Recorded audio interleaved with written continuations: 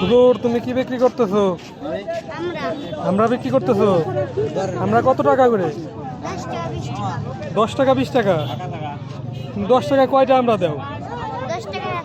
একটা। এত দাম কেন তোমার? আমরার দাম তো বেশি হয়ে যায়। আমরা 5 টাকা করে না? 5 টাকা বেছো না? আচ্ছা বানাও, তুমি 10 টাকার একটা বানাও।